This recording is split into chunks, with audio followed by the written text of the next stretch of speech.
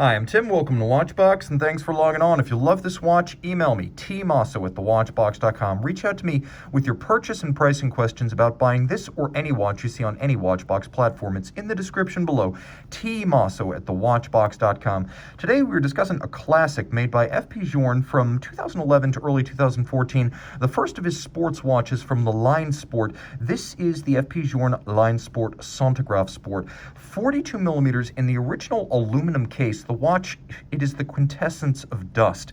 Feather light, discontinued, highly sought and rare. This is already a collectible modern classic, and it's considered by Journe standards to be something of a vintage watch.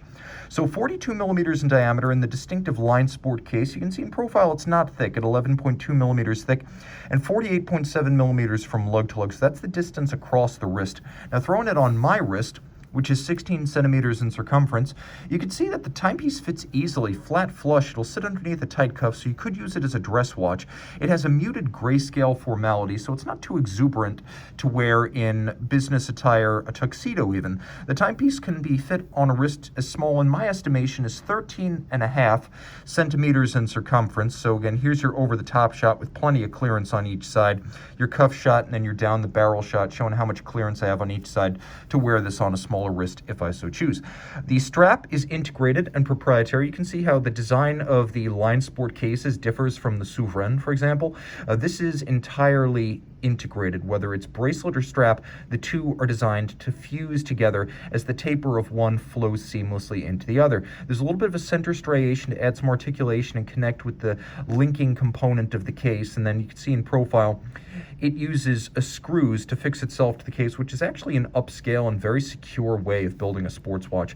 No spring bars here. You can see on the underside, it's embossed with the F.P. Journe logo, and then this is a cuttable strap, so it's been scored on both sides. You have plenty of adjustment built in. We haven't cut this at all, so we will cut it to length for you.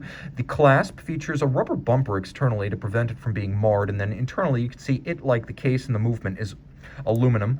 We have spring-loaded pin snaps to maintain tight tolerances over time, and you can see that the chassis is curved to match the shape of the underside of your wrist. It closes comfortably. It's a non-sequential closure, so both sides can be closed first. The timepiece, of course, is rather industrial in appearance. As you can see, it has a bevel that runs circumferentially around the case and the lug hoods, but it also has a vertical satin finish on the flank, which is quite different from the longitudinal satin, more common on most watches.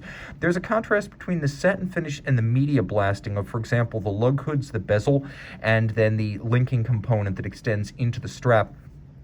The first patented item on this watch is actually a rocker system that actuates the chronograph. So while it looks like a mono pusher, it's actually just like a twin pusher in that you can stop it and then restart it without resetting. Both the trigger and the crown are rubber coated, and if you want to wind your Centigraphe, you always pull the crown out to the first position. It winds in the first position. That's a quirk of this watch. Now the timepiece, of course, has one of the most entertaining resets in the business, which is a wonderful little piece of horological theater. And the dial is, like the watch, designed to be highly technical, even a little bit industrial in appearance. We have a lovely nickel anthracite coating on the base of the dial with solid blocks of luminova that have been applied. So what appear to be printed numerals are actually solid three-dimensional blocks. Instead of the standard black polished Journe bezel framing the inner registers, we have a media blasted bezel in aluminum like the rest of the watch with polished screw heads, and then a few accents of red on the dial and the sub-registers, each of which is a smoked sapphire. Setting the line Sport dial apart from the standard Centigraphe Souverain is the fact that these registers don't have the tachymeter, so they appear less cluttered, but that also opens up the center of each register to allow you to glimpse the movement below, including the 100 beat per second secondary escapement that operates the foudroyant, which can measure 1/100th of a second, hence the name of the watch, Centigraphe. Now the timepiece was the winner in its original form, same movement but different case, but this very movement won the GPHG Aiguille d'Or back in 2007, which is the grand prize at the Oscars of watchmaking, and the movement that won that accolade is inside the case. Only instead of the rose gold version seen on the standard watch, Here, we have an aluminum version, bridges and plates, so the same material used to construct the clasp and the case, and you can see it's artisanally finished with circular Cote de Genève. You can see there are bevels on the edge of the bridges. Those are mostly mechanical in finish, but handsomely done. There's engine turning on the base plate, and exquisitely, all of the screw heads are black polished. Now, technically, it's interesting because the second patent, you saw the rocker system for setting the watch and resetting it. The barrel is at the center of the movement, which is uncommon, but symbolic of the barrel's role in this watch.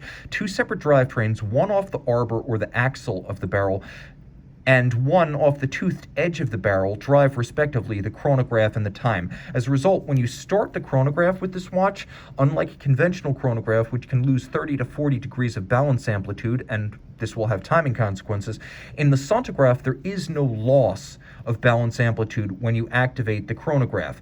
And the watch has an 80-hour power reserve manual wind when the chronograph is off, a 24-hour when the chronograph is on. But remember, you have a 1 second, 20 second, and 10-minute register on the dial, so you never need to operate it to time anything more than 10 minutes.